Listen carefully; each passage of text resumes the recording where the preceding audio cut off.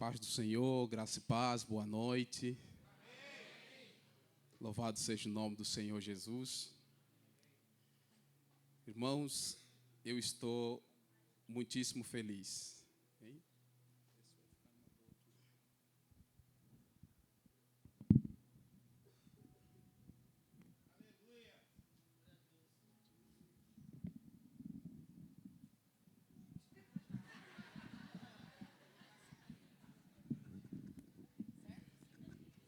Isso.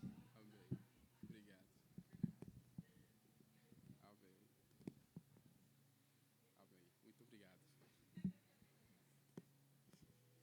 Louvado seja o nome de Jesus. Dá para me ouvir aí, irmãos? Glória a Deus. Como já disse, eu estou muito feliz, né, de poder estar aqui com os irmãos. Realmente, quando eu cheguei aqui no Brasil, né, o ano de 2017, dezembro de 2017, lembrei do apóstolo, né? Eu tive um contato com ele, mas porém não tivemos a oportunidade de conversar muito, não tivemos muito êxito. E na altura eu também não estava pelas regiões mais perto aqui, né? Eu estou morando agora em Goiânia, naquela altura eu estava em Santa Catarina. E aprove ao Senhor Deus trazer essa ligação, né, na pessoa do apóstolo e o Pascoal, para a glória do nome de Jesus. E acredito que o Pascoal falou mais de mim para o apóstolo, e aí a gente passou a manter mais contato, né? E eu louvo ao Senhor, irmãos, porque Deus, eu digo que Deus deu a graça do Pascoal, está nas mãos de um grande homem de Deus. Vocês têm um rico pastor, mas um rico pastor mesmo. E eu louvo ao Senhor de ter um amigo, um apóstolo, um pastor como este casal.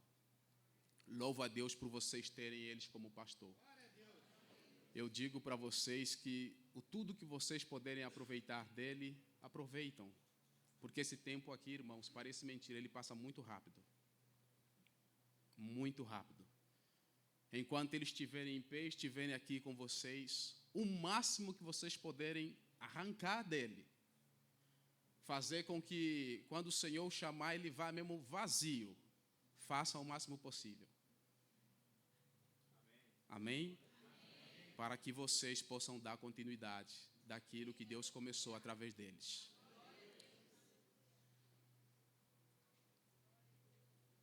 Vamos abrir a palavra de Deus, primeiro livro do profeta Samuel. Para o pessoal que está passando os slides, eu gostaria que vocês pudessem colocar o texto na tela, se possível for, e eu vou estar pedindo, enquanto ministrar, alguns textos. Se vocês forem muito rápido passar na tela, eu agradeço. Se for possível, se não for, também não tem problema. Primeiro livro de Samuel, capítulo 3, nós vamos fazer leitura de 3 livros, versículos de número 1 ao versículo de número 4.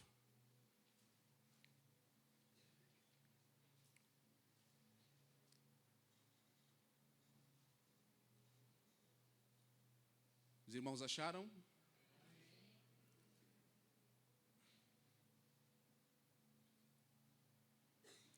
Glória a Deus. Quem não tiver a Bíblia ou não tiver achado, pode ler com a gente aqui na tela, ok? E diz assim a palavra do Senhor: Samuel, ainda menino, mas continuava a servir ao Senhor sob a direção de Eli naquela época.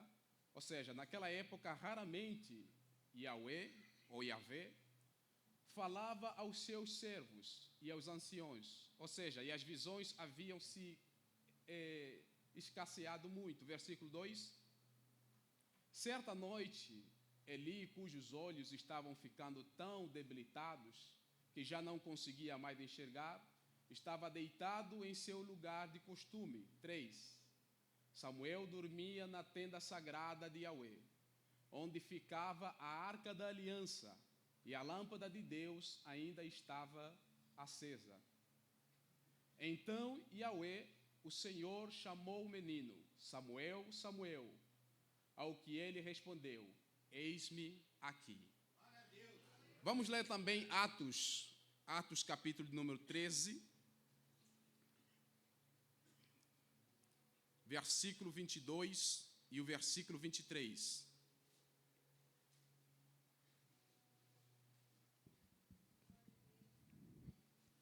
Atos 13, verso 22 e 23. Diz assim a palavra do Senhor: depois que tirou o reinado de Saul, deu-lhes Davi como rei, sobre quem testemunhou: achei Davi, filho de Jessé, homem segundo o meu coração. Ele fará tudo conforme a minha vontade. 23. E da descendência desse homem, gostaria que vocês guardassem essa palavra, descendência. Deus levantou para Israel o Salvador Jesus, assim como prometera. Vamos ler também 2 de Crônicas, capítulo 34.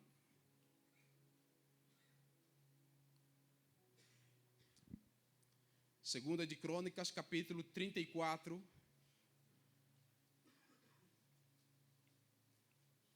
do verso 1 ao verso 3, e depois o versículo 33. Diz a palavra do Senhor: tinha Josias 8 anos de idade quando começou a governar, e reinou 31 anos em Jerusalém. Josias agiu de modo justo e sincero diante do Senhor, ou de Yahweh, o Senhor, obedecendo aos conselhos e orientações do rei Davi, seu antepassado e predecessor, sem se desviar deles nem para a direita nem para a esquerda. No 8º ano do seu reinado, sendo ainda bem jovem, Josias começou a buscar a Deus de Davi, seu pai, o predecessor.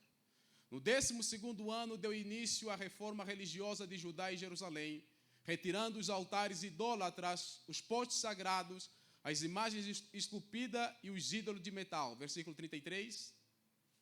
Josias retirou todas as abominações de todas as terras que pertenciam aos israelitas, e ainda fez com que todos os que estavam em Israel cultuassem e servissem a Yahweh, o Senhor, seu Deus.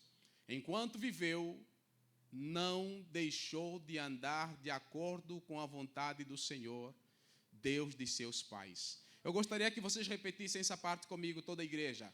Enquanto viveu, não deixaram de andar de acordo com a vontade do Senhor, Deus de seus pais. Louvado seja o nome de Jesus. Glória a Deus. Meus queridos e amados irmãos, nós começamos a leitura em um tempo do Icabod. Os filhos de Eli se juntaram ao exército de Israel para batalhar, e a palavra do Senhor diz que eles caíram aos pés dos filisteus. A arca do Senhor foi tomada e o mensageiro trouxe a notícia para Eli, que por sua vez, sabendo que a arca foi tomada, suspirou, caiu da sua cadeira, quebrou o pescoço e morreu. Sua nora, dando à luz o filho, foi perguntada que nome seria dado à criança. Sem ela responder, por um tempo, ele abriu a sua boca e disse: Icabod. Foi-se a glória de Deus. Dentro desse tempo, os filisteus levam a arca e por 7 meses eles guardam a arca dentro do seu reinado. O Senhor envergonha a Dagon, seus ídolos, e começa a ferir de úlceras e de grandes tumores malignos que levam o povo a morrer. Sabendo eles que, por causa da arca, o Deus de Israel se levantou contra eles, então eles levam a arca para Kiriat Jearim, em casa de Abinadab, onde por 20 anos essa arca vai ficar guardada. Por sua vez, Samuel ascende o sacerdócio, o ministério de profeta e assim também como juiz para julgar a casa de Israel. A palavra do Senhor nos diz que o povo clamou para que Deus pudesse dar um homem que tivesse na frente, para que os guiasse, para que pudesse administrar as suas saídas, como também as suas entradas. E nessa época diz a palavra do Senhor que o povo, pedindo este homem a Deus, o Senhor os deu a Samuel, ou seja, a Saul, pela escolha do povo. Saul foi um rei perverso. Quem é leitor da palavra do Senhor sabe muito bem que por todo o seu reinado nunca se preocupou com a presença de Deus no seu reinado. Ele nunca teve a preocupação de poder buscar a glória de Deus. Muito pelo contrário, Saul, ele estava preocupado era com as guerras, as conquistas e a elevação do seu nome. Ele nunca quis saber nada a respeito da glória de Deus. Mas por incrível que pareça, eu vou falar algo que para muitos até vai parecer heresias, mas enquanto eu ministro eu vou justificar. Deus também não estava preocupado com que essa arca voltasse para o arraial do povo de Israel. Porque mesmo na ausência da arca, Deus estava cuidando do seu povo, por misericórdia, tendo levantado o profeta Samuel, que era a voz de Deus, no meio do povo de Israel. Enquanto Samuel profetizava, Deus, ele levanta um outro homem, cujo nome se chama Davi. Eu disse para vocês que Deus não estava muito preocupado, Deus não estava preocupado com que a arca fosse trazida para dentro do arraial de Israel. Primeiro, porque a arca não passava simplesmente de um monumento que continha nele 3 coisas essenciais e básicas. Primeiro, as 2 tábuas da lei de Deus, que simbolizava a lei, a orientação, a direção de Deus para o seu povo. Em segundo lugar, a vara de Arão, símbolo de santidade e sacerdócio. Em terceiro lugar, um pote que continha maná, que simbolizava o cuidado de Deus para com a vida do seu povo. E esta arca, ele tinha uma tampa, e nós temos uma réplica aqui, onde continha 2 querubins. No meio desses 2 querubins, Deus manifestava a sua glória. Então a arca, ela era um símbolo da presença de Deus. E de todos os utensílios que havia no templo, orientado por Deus a Moisés, a arca era o utensílio mais santo e mais sagrado que havia naquele lugar. Ele não era Deus, ele era uma representação de Deus. A arca era o lugar onde Deus manifestava a sua presença, manifestava a sua glória, para que pudesse falar ao povo de Israel. Êxodo capítulo número 25, versículo 22, a Bíblia fala: ali virei a ti, falando o Senhor, e de cima do propiciatório, no meio dos 2 querubins que estão sobre a arca do testemunho, falarei contigo acerca de tudo o que eu ordeno para os filhos de Israel. E como é que eu disse para vocês, quando tudo isso vem acontecer, Deus, ele levanta a Davi. Deus começa a trazer um alinhamento dentro da casa de Israel. E nós entendemos que Deus estava simplesmente mudando as estações. Deus estava mudando o sentido dentro da casa de Israel. Ele começa a alinhar as coisas de conformidade com a sua promessa em Gênesis capítulo 3, verso de número 15, onde ele diz: porém inimizade entre ti e a mulher, entre a tua descendência e o seu descendente. Este te ferirá a cabeça e tu lhe ferirás o calcanhar. Quando o homem cai em pecado, Deus, ele traz uma promessa de que um dia nasceria um redentor. como eu disse, meus irmãos, por isso é que eu pedi a vocês que guardassem aquela palavra, predecessor. Como eu disse a vocês, Deus, Ele não mostra de forma alguma essa preocupação da arca, mas muito pelo contrário.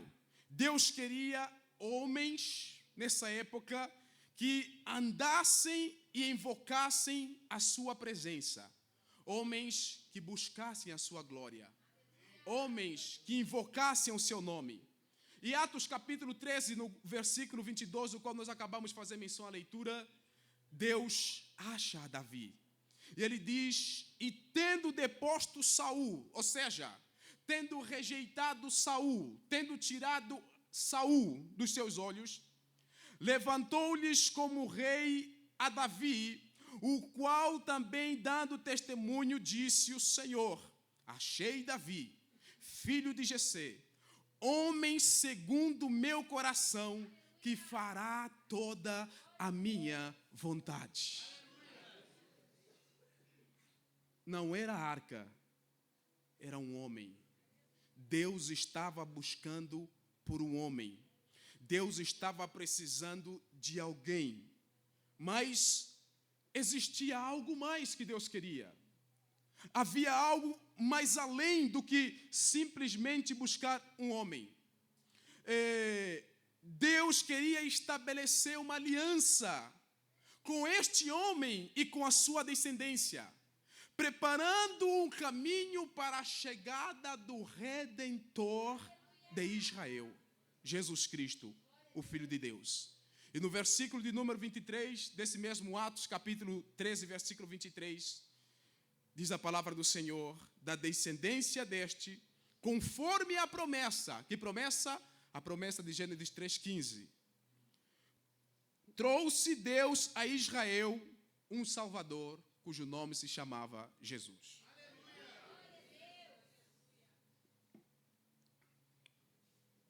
Então, a arca, irmãos, como símbolo da presença de Deus, como lugar onde Deus via e se manifestava para trazer orientações aos sacerdotes, era um monumento provisório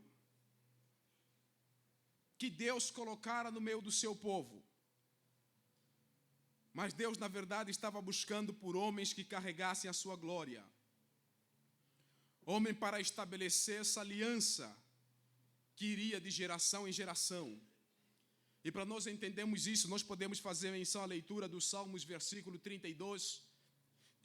Salmos capítulo 32, dos versículos 1 até o versículo de número 18, mas eu vou saltar alguns textos e eu vou fazer menção à leitura, se você puder me acompanhar.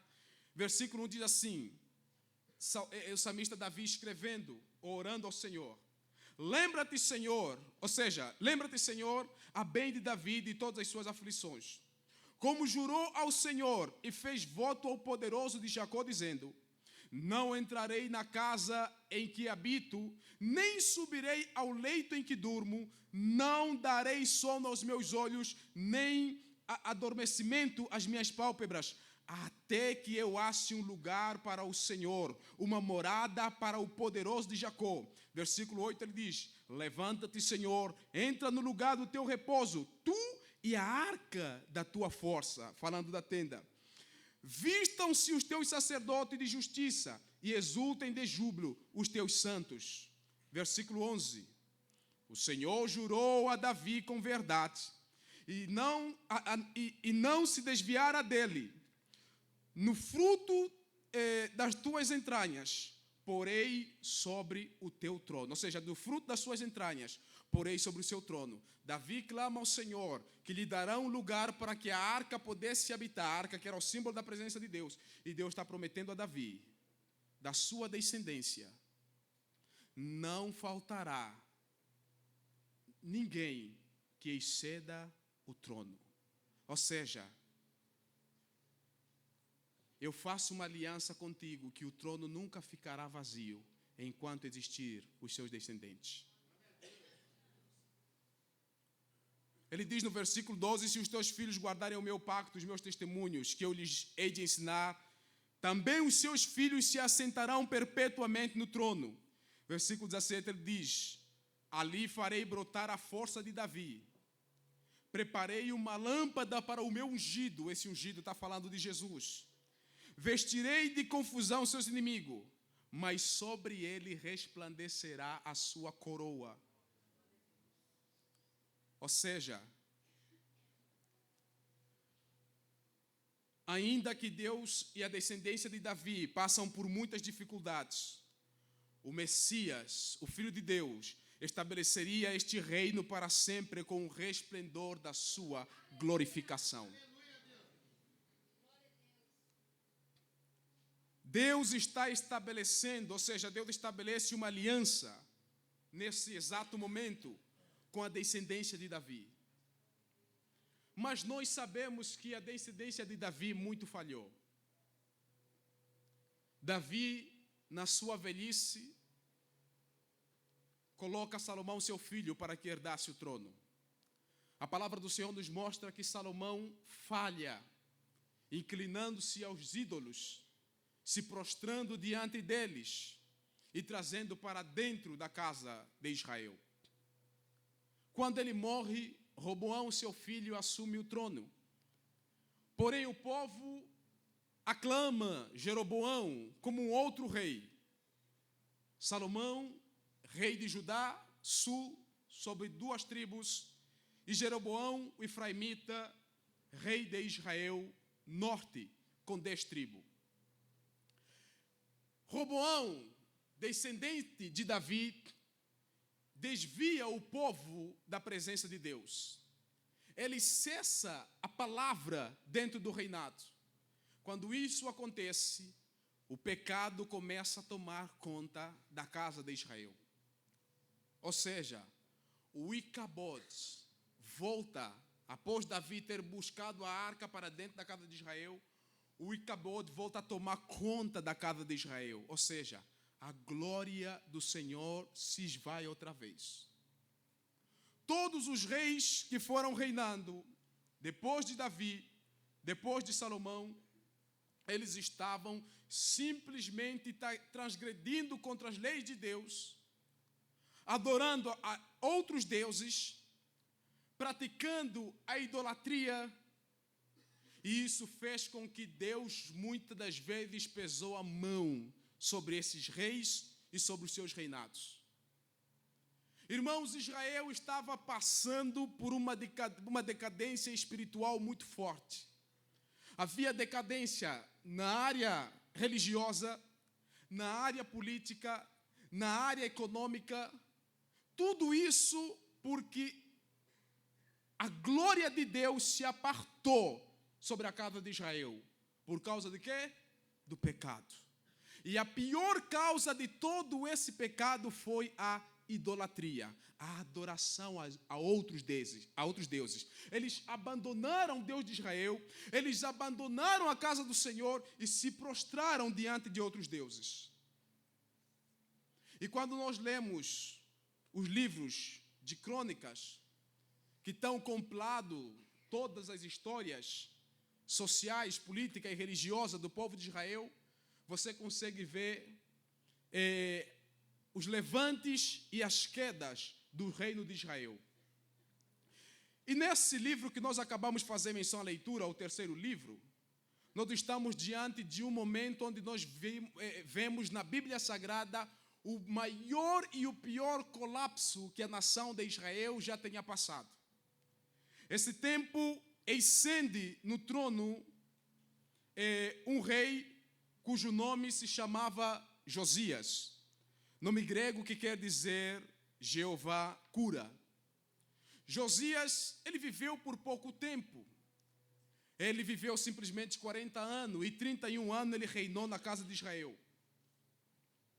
Ele é predecessor de 2 reis que sucumbiram à casa de Israel, cujo nome ou os nomes se chama Manassés e o outro se chamava Amon. Mas quando eu leio a história de Manassés, irmãos, eu fico me perguntando de que forma poderia Manassés viver tudo quanto ele viveu, sendo que ele foi predecessor, ou seja, sucessor do seu pai, cujo nome se chamava Ezequias, que foi um rei que na sua época buscou a presença de Deus.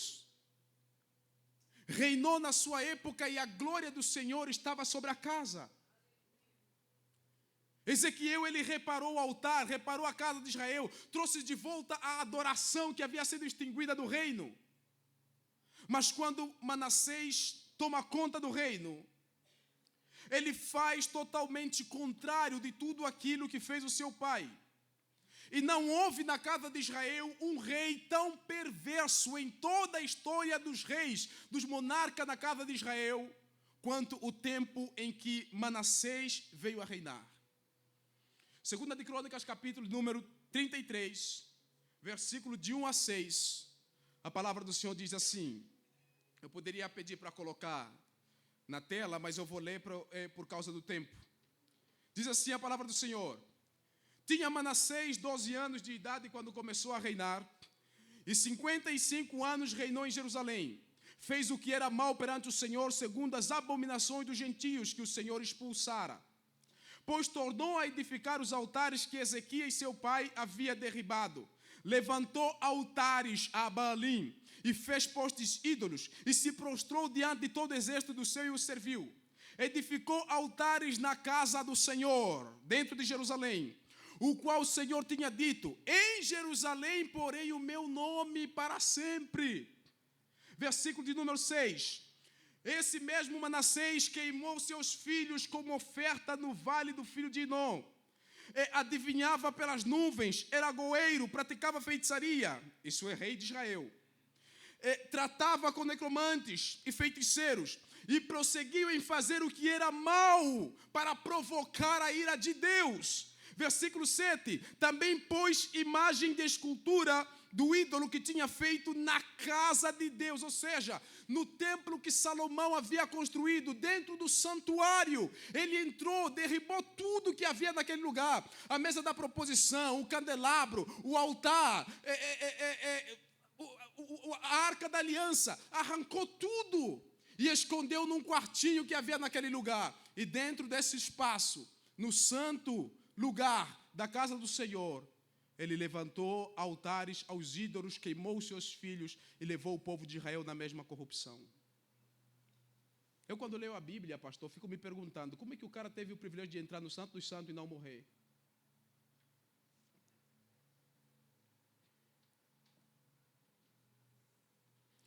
O rei mais perverso, e Amon, seu filho, quando começou a reinar em seu lugar, fez as mesmas coisas. A Bíblia fala, versículo de número 22, pelo que Amon, seu filho, começou a reinar, sacrificava a imagem de esculturas que Manassés, seu pai, tinha feito e servido. Agora presta atenção. Amon reina por poucos anos. Quando Amon morre, quem era o príncipe da casa de Israel? Josias.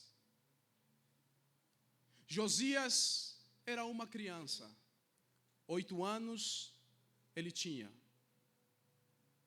Quando seu pai morre, a sua mãe e o povo colocam ele como rei de Israel.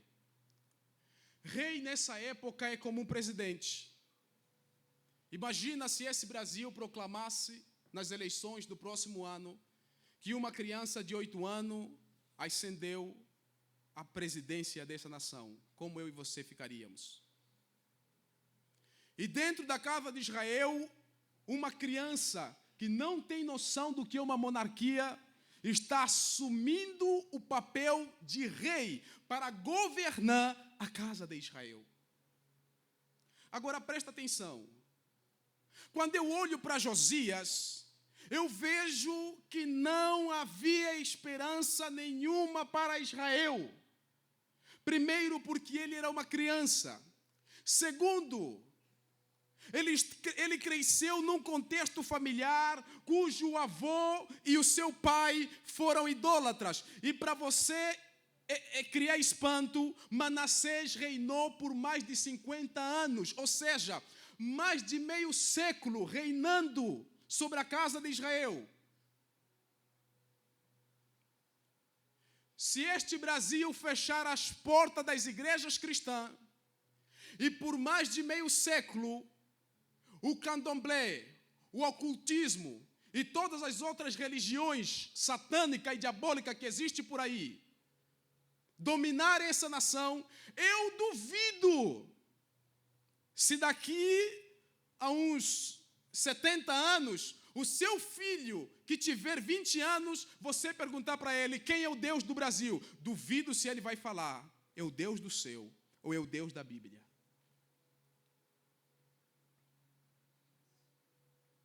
Eles darão o nome do Deus do Brasil de qualquer um outro Deus, porque por mais de meus séculos o Brasil não ouviu falar do Senhor. Essa era a condição de Josias. Então acredito que se nessa época eu e você fôssemos para Jerusalém e tentássemos conversar com algumas crianças e perguntássemos quem é o Deus de Israel, as crianças diriam: Baalim é o Deus de Israel, Azera é o Deus de Israel, Astarote é o Deus do nosso povo.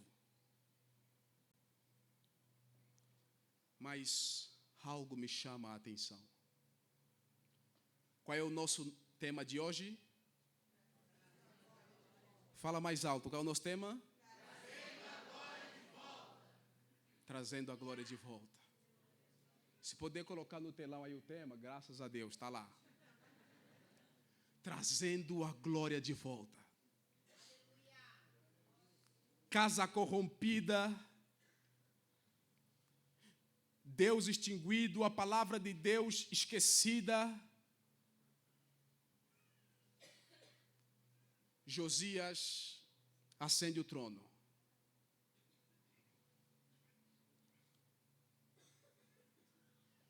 E o texto, quando nós acabamos de fazer menção à leitura, diz que, e no 8º ano do seu reinado, sendo ainda moço, ele começou a buscar o Deus de quem?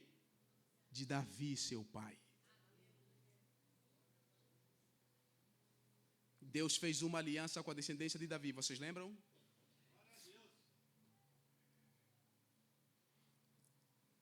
A pergunta é: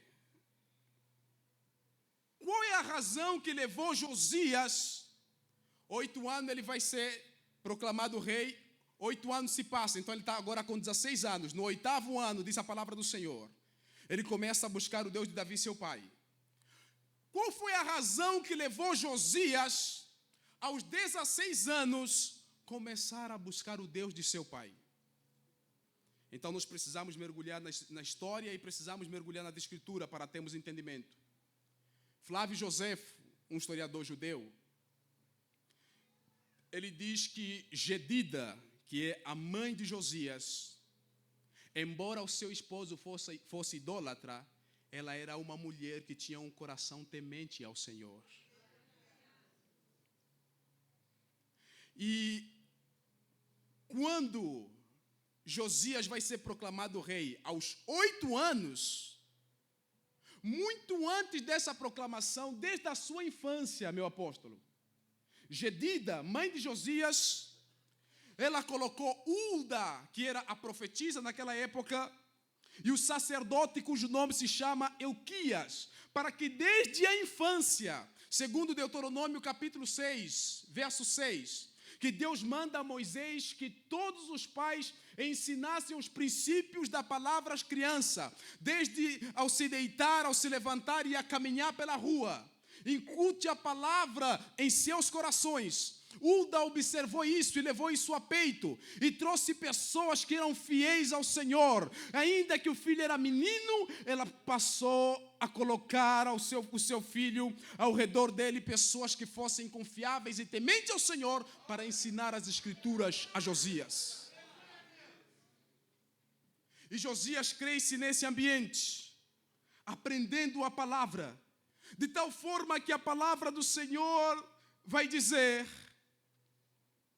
versículo 2 do capítulo de número 34 que nós lemos: fez o que era reto perante o Senhor e andou em todo o caminho de Davi, seu pai, e não se desviou nem pela direita e nem pela esquerda. Irmãos, deixa eu dizer uma coisa para você. Tem muita gente que perde meu respeito.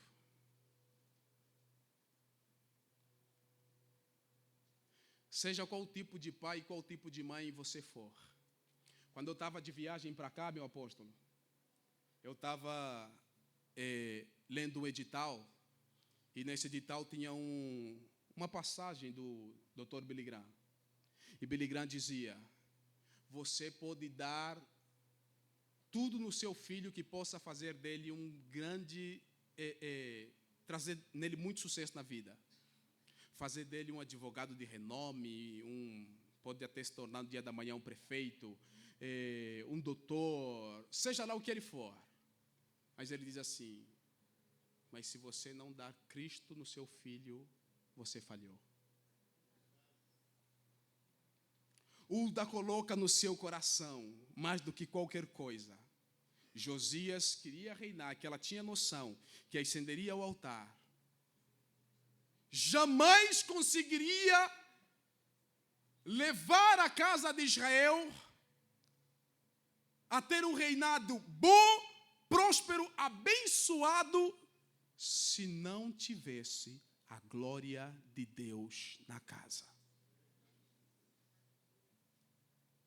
Mais do que qualquer coisa, irmão, você precisa entender que todas as vezes que o povo de Israel viveu com um rei que não observasse as leis e não invocasse o nome do Senhor, o povo de Israel sucumbia e sofria. E todas as vezes que se levantava um rei que buscasse ao Senhor, que se lembrasse do Senhor, que buscasse a glória de Deus, o povo de Israel prosperava e era muitíssimo abençoado.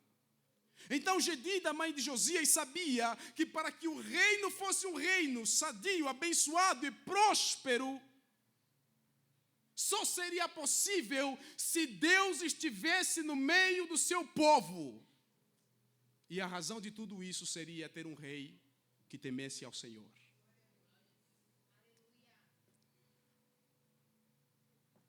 Irmãos, isso é o que tem faltado na nossa geração. A falta de uma instrução profunda do conhecimento de Deus. Eu vou ser bem sincero com vocês, irmãos. Eu tenho viajado muito neste Brasil. Eu tenho me deparado com muitos cristãos que frequentam a igreja e não têm uma vida com Deus. Não conhecem o Deus a quem eles buscam.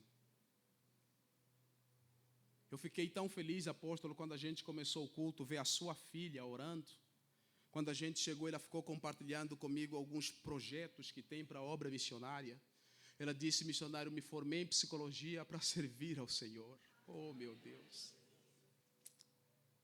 Irmãos, eu tenho passado em igrejas que eu vejo pastores preocupados em formar os seus filhos na escola de futebol para serem um futuro Neymar.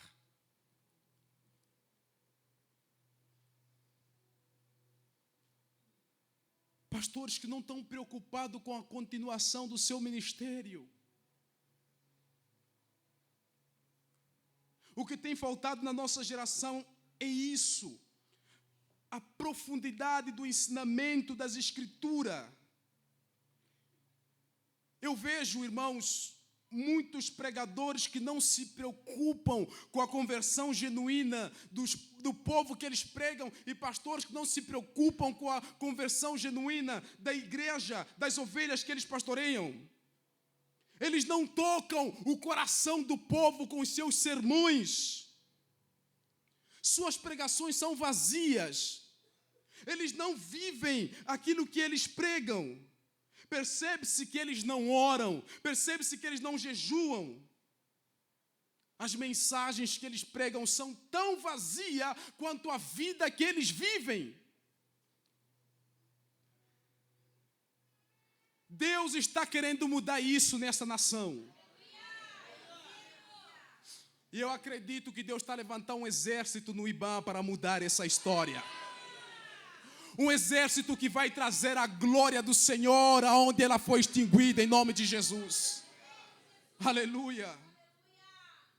Falta nos púlpitos, irmãos, sermões eficazes, cortante mais do que uma espada de 2 gumes, que penetra a ponto de dividir a alma e o espírito, junta e medula, que nos leva a discernir o propósito do nosso coração e do coração de Deus. Palavra como fogo, é como um martelo que esmiuça a penha, como disse Jeremias. Palavra que quebranta, que despedaça o nosso coração endurecido, que não consegue absorver e entender a palavra de Deus. Sermões ungidos como de fogo, levando o ouvinte ao juízo de si mesmo, sendo convencido do pecado, do juízo e da justiça de Deus. A minha geração, irmão, quer tudo, menos um evangelho que os confronta.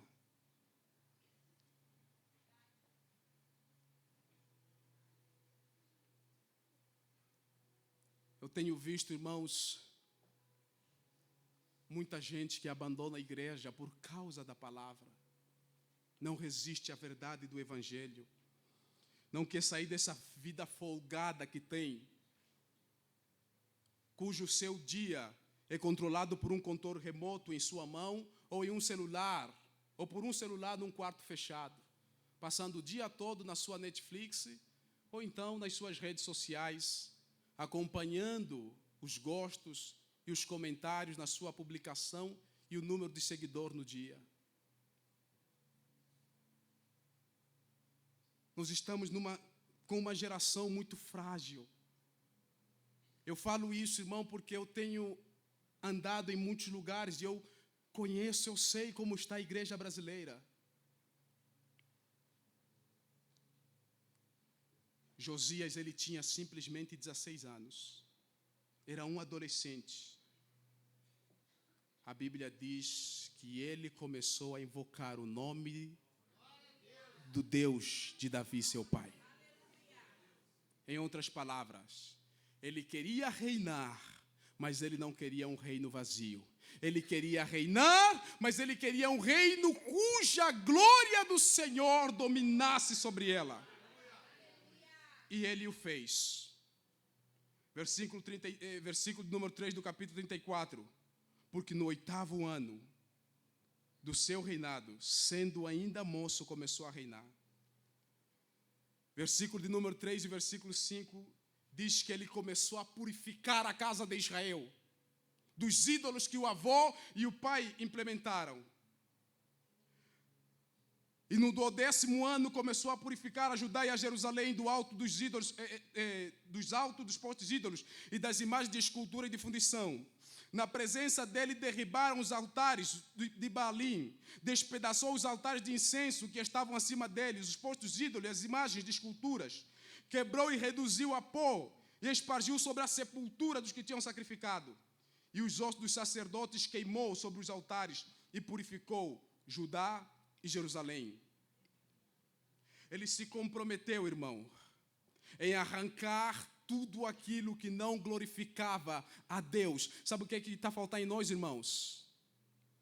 Sabe por que muitos de nós, como cristãos, estamos vivendo com o Icabod, sem a glória? Está faltando purificação nas nossas vidas. Eu vou dizer uma coisa para vocês.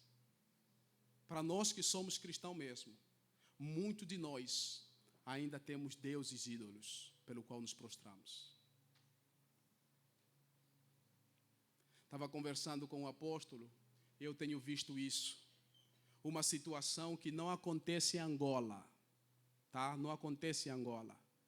Colocar Deus em 2º, 3º, 4º e último lugar. Isso não acontece em Angola. O povo angolano prioriza Deus acima de tudo.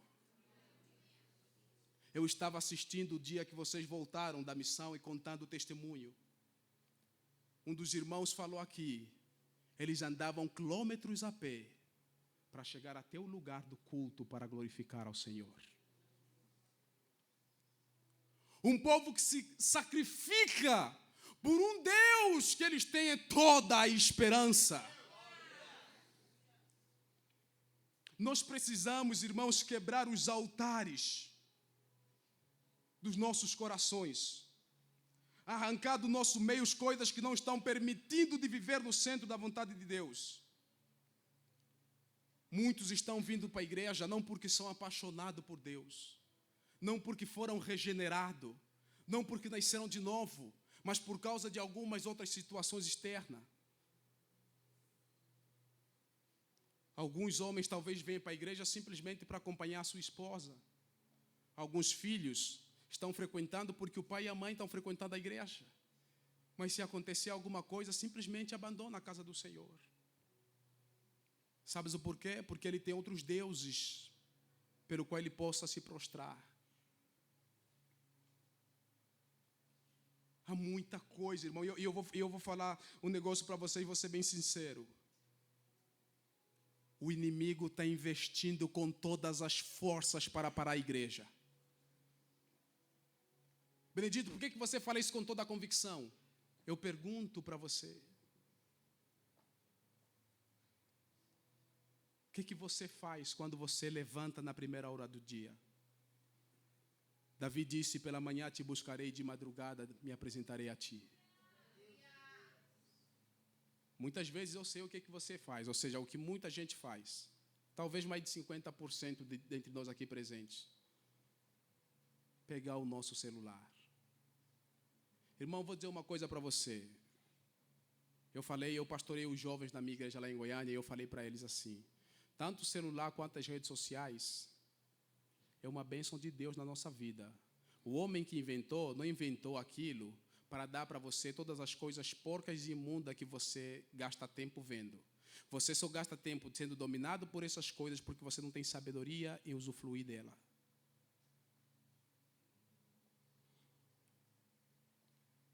Eu uso redes sociais. Nas minhas redes sociais você encontra simplesmente 2 conteúdos. Se eu não estou pregando nada relacionado ao Evangelho, eu só faço publicação de mim e da minha família.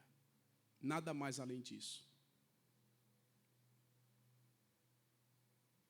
Eu fico triste quando eu vejo jovens, adolescentes da igreja, fazendo publicação e colocando por cima uma música de um MC.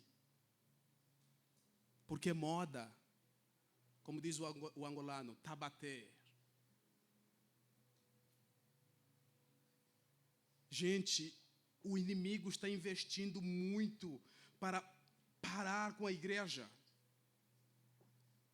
Então Josias, sabendo da condição do seu reino e tendo um coração voltado a trazer Deus, ele começa a purificar a casa de Israel. E depois de tudo, ele percebeu a necessidade de uma renovação na aliança. Isso seria a chave para trazer de volta a glória que havia sido extinguida da casa de Israel. Então, nesse dado tempo, ele manda que os sacerdotes, eles preparam o templo. E enquanto preparam o templo, Ilquias, o sacerdote, ele encontra no escombro lá do templo o livro da lei. Alguns estudiosos dizem que era um pedaço do Deuteronômio.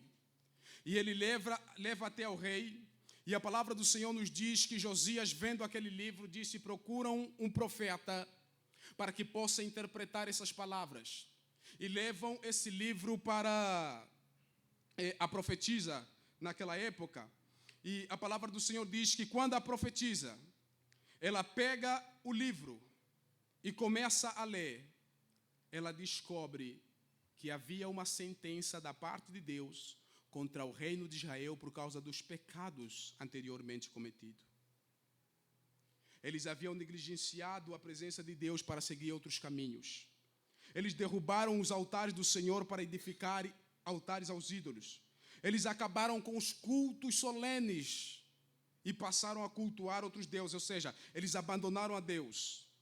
E Deus prometeu que iria destruir, ou seja, acabar ou pesar com seu juízo sobre a nação de Israel.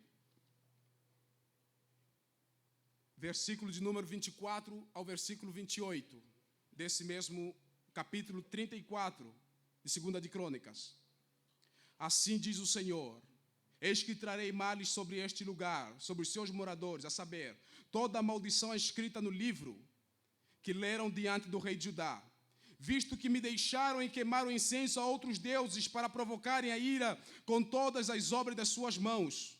O meu furor estará derramado sobre este lugar e não se apagará.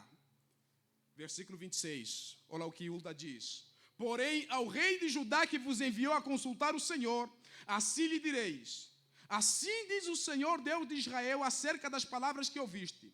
Porquanto o teu coração se enterneceu e te humilhaste perante Deus, quando ouviste as suas ameaças contra o lugar e contra os seus moradores, e te humilhaste perante mim, e rasgaste as tuas vestes, e choraste perante mim, também eu te ouvi, diz o Senhor, pelo que eu te reunirei a teus pais, e tu serás recolhido em paz à tua sepultura, e os teus olhos não verá todo o mal que hei de trazer sobre este lugar, sobre os moradores. Então levaram eles ao rei a resposta. Porque Josias se inclinou em buscar o Senhor, Deus teve misericórdia dele. Ou seja, Josias entrou remindo a sua história. Deus traria o juízo, mas sobre Josias ele disse: eu vou poupar você. Você vai morrer em paz. Enquanto você viver, esse reino vai ter paz. Em um ato de liderança extraordinária, Josias convoca uma grande assembleia em Jerusalém, reunindo desde os anciãos até os mais humildes camponeses, e os levou a restaurar a aliança que seus pais haviam feito com Deus no Sinai. O pacto que por muitos outros reis havia sido quebrado.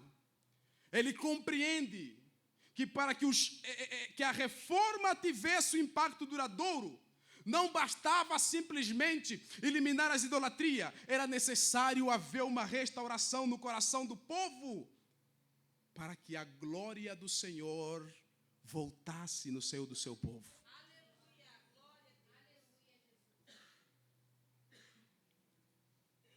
O que você vai fazer depois desse culto, nessa noite, para trazer de volta a glória de Deus que você perdeu? Por que você não pensa mais em Deus quando você acorda? Por que você não tem mais o devocional? Por que você não lê mais a Bíblia? Por que você não ora mais? Por que existe uma luta dentro de você quando se trata de vir para a igreja, de estar no culto, nessa comunhão entre os irmãos? Por que você parou de ser fiel com as suas mordomias cristãs? Por que você deixou de honrar o seu líder, honrar o seu pastor? Por que se foi o primeiro amor? Você está vivendo o Icabod. E Josias disse: vamos restaurar isso. Vamos trazer isso de volta. Então ele desculpe. Então ele trouxe o povo para renovar a aliança. Irmãos, deixa eu dizer uma coisa para vocês.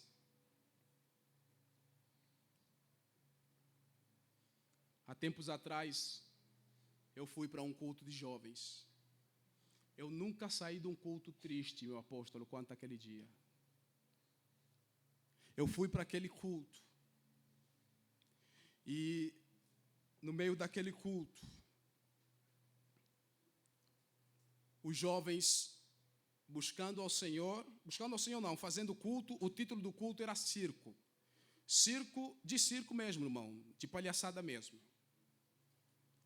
E aquele culto começou com uma dificuldade por parte da dirigente em orar, e de repente eles colocaram na tela uma brincadeira, um jogo. E no jogo, na igreja, entre os jovens cristãos, saiu uma pergunta, e a pergunta foi: com quem uma cantora norte-americana, não lembro bem o nome, sei que leva a palavra Swift, o nome dela, uma coisa assim, né? Alguns de vocês conhecem aqui. E foi perguntado assim: com quem fulana Swift não namorou?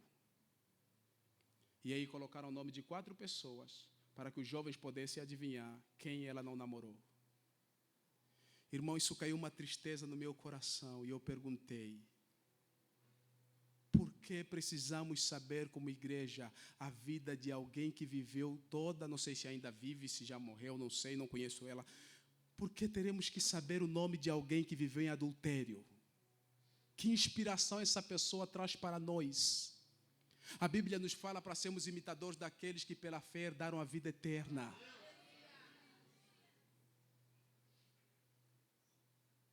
Irmãos, tudo isso é para vocês entenderem o icabode que muitas igrejas nesse Brasil estão vivendo e a falta de compromisso da liderança de trazer um evangelho santo, puro.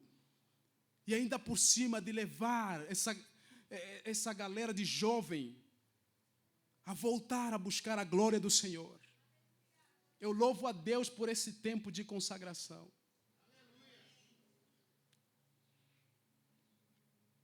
Josias disse: vamos restaurar a glória. Versículo 31, o rei se pôs no seu lugar e fez aliança ante o Senhor, para o seguirem, guardarem os seus mandamentos e os seus testemunhos e os estatutos de todo o coração e alma, cumprindo as palavras dessa aliança que estavam escritas no livro. Todos que acharam em Jerusalém e em Benjamim uniram-se a esta aliança. E os habitantes de Jerusalém fizeram segundo a aliança do Deus de seu pai, Davi. O povo começou a buscar a Deus para voltar à aliança. Então Josias, ele se prontifica agora em trazer ânimo no coração do povo. Eles estavam buscando, eles estavam trazendo, ou seja, eles estavam buscando de volta a glória para dentro da casa de Israel. Versículo de número 2. A Bíblia fala que os animou a servirem na casa do Senhor. Ele não somente os chamou para que pudessem reafirmar essa aliança com Deus, mas ele disse: tenham ânimo, sejam felizes, tenham alegria no coração de vocês em servir esse Deus. Isto é o que a minha geração precisa, irmão, ter ânimo de servir a Deus com todo o seu coração. Oh, aleluia! Oh, meu Deus!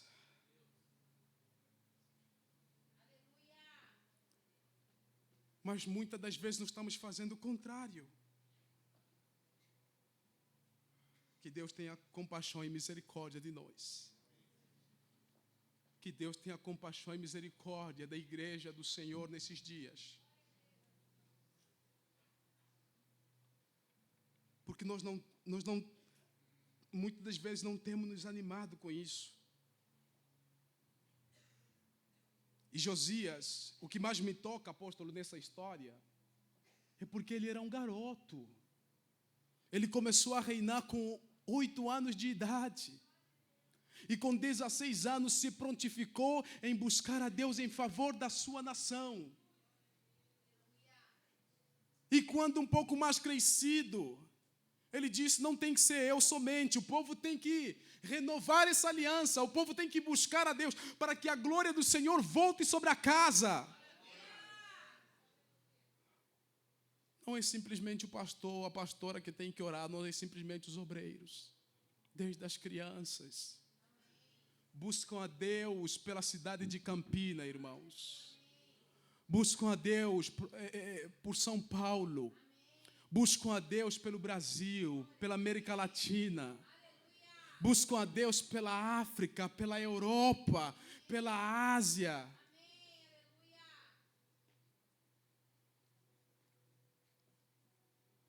Versículo de número 33. Josias tirou todas as abominações de todas as terras que eram dos filhos de Israel. E todos quantos se acharam em Israel, os obrigou a que servissem ao Senhor seu Deus. Ele disse: eu sou o presidente da nação, sou homem temente a Deus, e eu estou obrigando todo o povo do meu reinado vocês terão que buscar a Deus. Ele não queria uma nação qualquer, ele queria uma nação cheia da presença de Deus. Aleluia. E a palavra do Senhor termina nesse mesmo versículo. O irmão pode colocar esse versículo? Está aí, ó. Olha bem, meus irmãos. Olha o que diz a palavra do Senhor. Enquanto Josias viveu, não deixaram de seguir o Senhor, Deus de seu pai. Um homem que trabalhou para trazer de volta a glória na casa de Deus. Enquanto ele foi rei na casa de Israel, temente na casa do Senhor, ninguém do seu reinado se apartou ou se desviou da presença de Deus. Pais, eu vos desafio a levarem os vossos filhos a buscarem o Senhor. Eu vos desafio a prostrarem a casa de vocês perante a cruz de Cristo. Ninguém se desviou. Capítulo 35, versículo 2, eu estou terminando. Essa história é muito linda, gente. Eu confesso para vocês que todo ano a gente lê a Bíblia por completa. Eu estava no meu escritório quando eu estava lendo esse texto e quando eu li esse versículo aqui. Enquanto ele viveu, não se desviaram de seguir ao Senhor, Deus de seus pais. Eu comecei a me derramar em lágrima, porque eu fiquei lembrando do quanto eu tenho visto a condição da igreja brasileira nesses dias.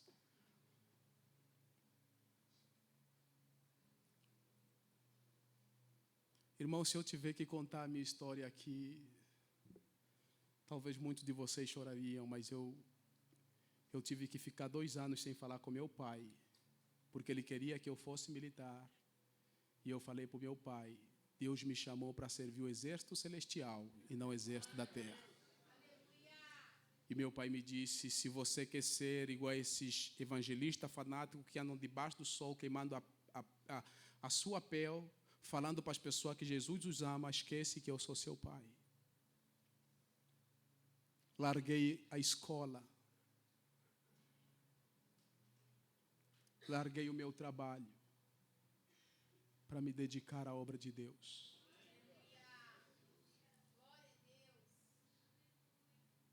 Quando eu me converti a Cristo, eu tive a noção, quando me foi pregado a respeito do João 3,16, porque Deus amou o mundo de tal maneira que deu seu Filho unigênito para que todo aquele que nele crê não pereça, mas tenha a vida eterna.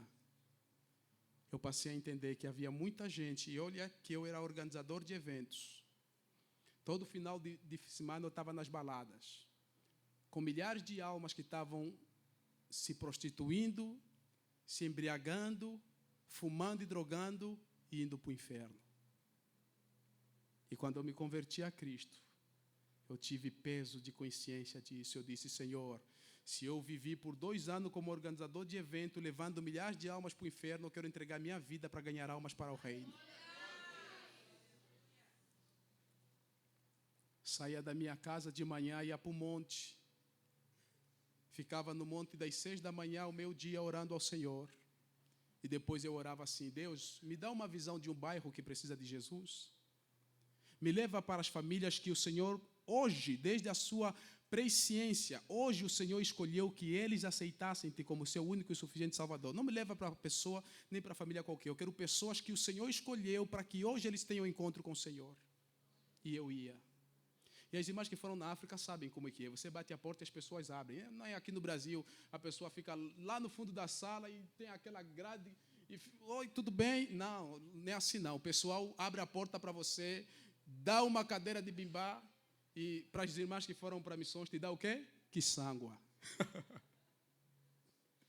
Serve uma quiçangua para você. E eu pregava o Evangelho. E via milhares de pessoas. Deus é meu testemunho, eu não minto. Eu tinha o privilégio de vir aos cultos e levar mais de 15 convidados num culto. Pessoas que eu evangelizei durante a semana, apóstolo.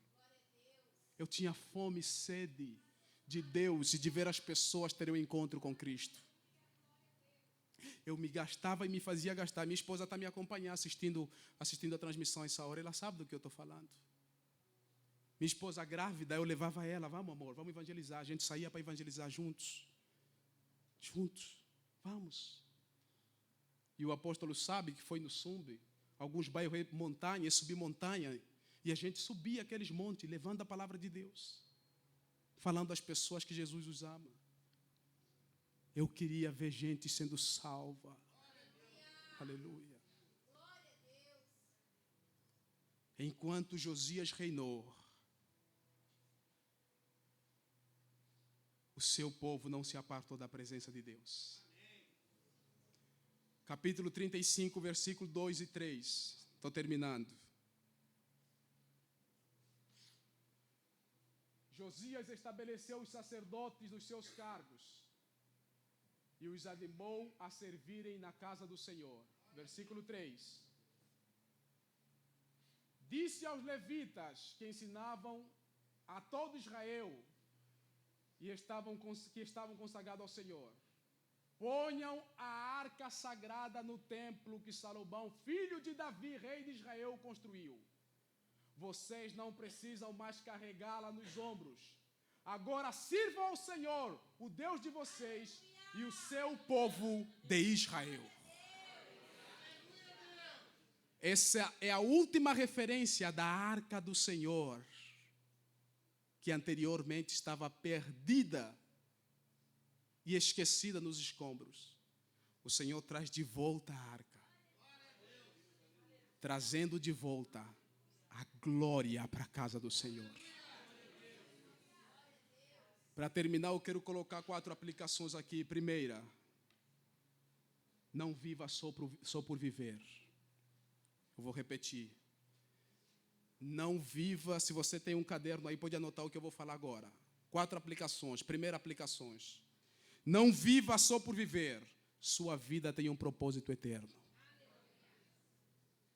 Você nasceu para um propósito eterno. Se você ainda não descobriu, eu te convido a dobrar o teu joelho todos os dias naquele quarto seu escuro e falar com o Senhor, porque o Deus que te vê em secreto, Ele te responderá. Segundo, seja um Josias para esta geração.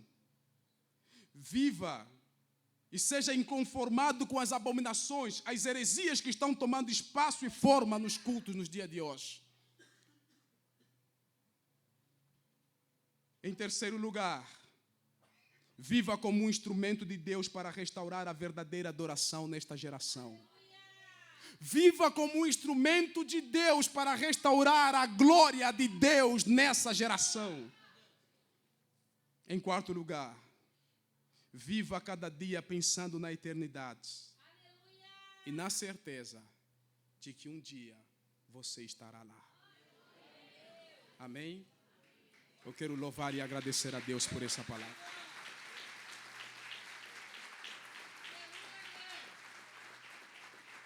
Eu vou passar o culto para o nosso apóstolo e agradecer pela oportunidade.